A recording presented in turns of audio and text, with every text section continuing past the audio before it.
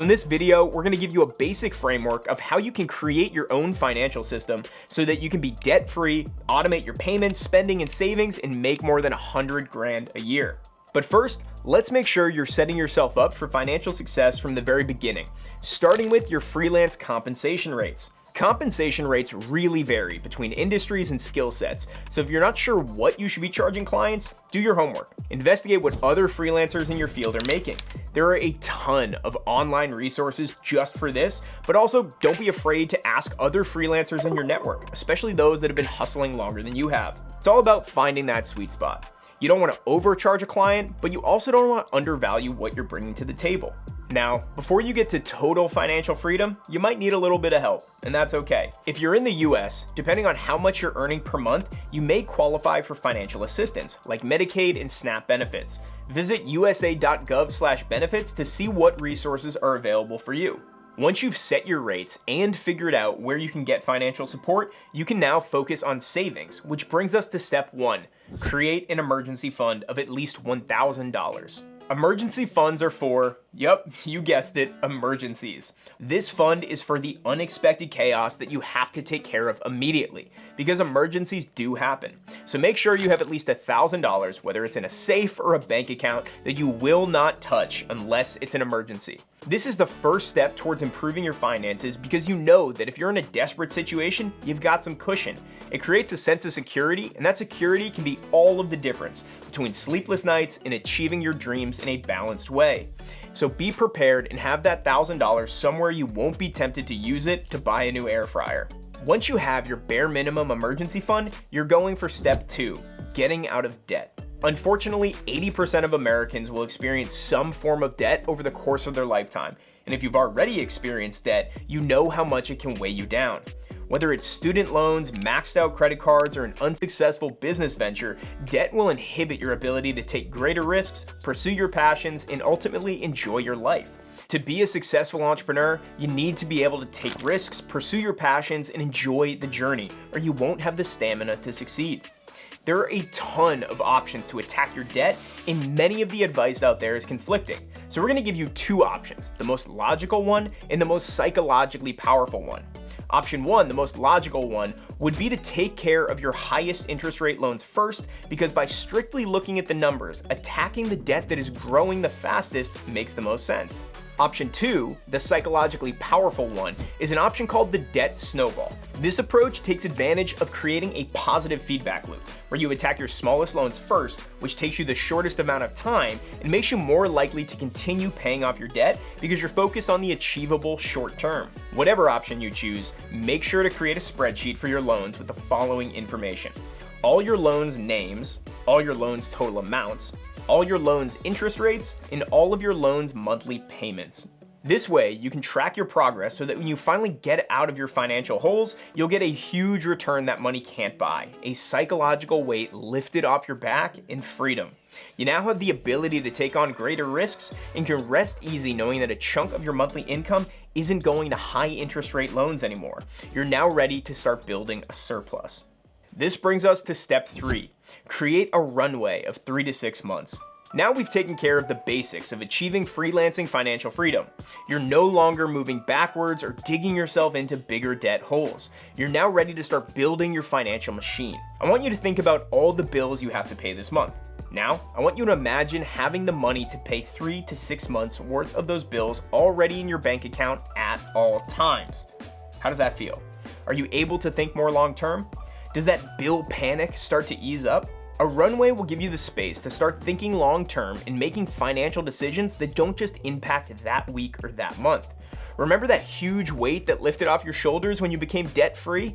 Having 3 to 6 months of living expenses in your bank account at all times will lift even more of that weight off your shoulders so you can even fly. A runway allows you to take the first steps away from what you have to do with your business and move towards what you want to do with your business. To create a proper runway, we recommend at least 3 to 6 months of living expenses in the bank in cash. The idea of this is simple, but it requires diligence and honesty. It requires a budget. You need to make a list of your total living expenses. That includes rent/mortgage, auto payments, insurance, phone bills, all those entertainment subscriptions you tune into, groceries, and yes, all those late night takeout dinners. This budget is going to allow you to create an accurate runway, and it's going to be your secret weapon as you move towards financial freedom. Once you have that 3 to 6 months of runway in your bank, you're ready for the next step. Step 4 is to automate. Any good system needs automation. And now that you've got the basics taken care of and you have the runway to be able to look ahead, it's time to automate. We've broken up this step into 3 categories. Number 1, automate your payments. Number 2, automate your spending. And number 3, automate your savings. First is your payments. Remember that budget? You're gonna go over that list and automate your payments for credit cards, subscriptions, and insurance where it's possible. You'll hear many different opinions on credit cards, but in the words of Ramit Sethi, make your credit card company work for you. As long as you're living by the cardinal rule, absolutely do not spend on your credit card what you don't have in your debit account, then you will always pay your credit card off each month and get points or cash back on your monthly recurring payments. Things like rent or mortgage or auto payments probably won't accept credit card payments, and that's fine, but make sure those bills auto deduct from your debit account so that you never miss a payment. Second is automate your spending. This is another budget essential process. Now we can dive a little deeper into that budget where you should make sure it's categorized into monthly expenses of 1, essentials, 2, non-essentials, and 3, absolute junk. You need to make sure you're prioritizing and cutting wherever you can. Be sure to set budget boundaries with apps like Truebill. And again, use a credit card to pay for things like groceries and gas. That way, you can earn points or cash back on all of your spending, and it's all recorded in a single place. But again, always remember the credit card cardinal rule. Third is automate your savings. Now, I'm no fiduciary, so I'm obligated to tell you to do your own investing research, but these simple rules will take you a long way if you'd rather spend your time on your business rather than poring over investment journals. In general, you want to be able to save between 15 and 30% of your paycheck and put those towards saving goals or investments. Opening up a Roth IRA or individual 401k is a necessary investment vehicle towards retirement. Get this, if you had put away just $10,000 at age 20 and it earned 10% year over year without putting any more money in, then by the age of 70, you would have over $1 million. That's the beauty of compound interest, which is when the money your investment earns starts earning even more money. The most basic thing you can do is invest the money that's in your IRA or 401k in low-cost mutual funds or index funds, which are funds that include groups of companies, large sectors of the economy, or the entire economy in some cases. Nobody can predict the future, but when we look at it historically, these funds almost always go up over time. So as long as you just keep putting money in, you'll get a heck of a lot more money out when you retire. And remember, it's not about timing the market, it's about time in the market. Now, step 5, scale your earnings. This is where your financial vehicle really starts to take off. In order to achieve true freelancer financial freedom and start making more than $100,000 a year, you need to maximize your earning potential. There is a limit to everything we've gone over so far. You can only get out of debt so fast. You can only cut so much spending from your budget, but there is no limit to how much you can earn. If you're a solo freelancer or entrepreneur, this may mean leveling up your skills so that you can charge a higher premium for your services, or improve your business offerings and products. Does that require a degree or an online class? Would a 3-week workshop cut it? Or do you need to pump the brakes on some of your revenue streams so that you can spend the next 2 years dedicating yourself to improving your web development skills so that you can charge $100 an hour instead of $50 an hour? You know how much more money you need to earn to start pulling in $100 grand a year.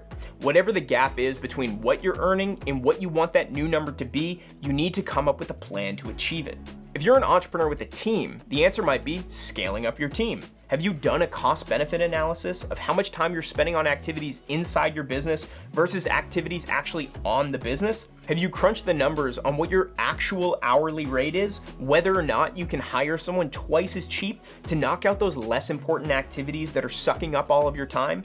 Get out a spreadsheet, get out your organization chart, and start crunching the numbers. If there's someone cheaper or faster than you who can do your job or another teammate's job, and hiring them will lead to profit, then it's time to scale your team. And finally, step 6, reassess and repeat. We've just given you the framework for achieving freelancing financial freedom. But once you start increasing your earnings potential, the work doesn't stop. Your financial system is something that you want to be constantly tweaking, improving, and rebalancing. Maybe 6 to 12 months of runway is actually more realistic for you because your projects take longer and you know that you always have a few dry months. If you notice that more than 50% of your income comes from just one client, increasing your earnings would mean expanding your client base. If half your income relies solely on one client, losing them could be detrimental for your business. When you're first getting started and your income is widely fluctuating, maybe you only save 10% of your income towards saving goals in retirement. In general, when it comes to cutting costs, reviewing your budget, and deciding how to spend your money, you will be constantly reevaluating and adding and subtracting things to your life. But as long as you build from the ground up and live by these 6 steps, your path towards financial freedom will be clear and achievable. Now, it's time to start your journey towards earning over $100,000 a year and achieving freelancing financial freedom. Now, it's time for you to get out there, start building your freelancing financial machine, and earning more than $100,000 this year.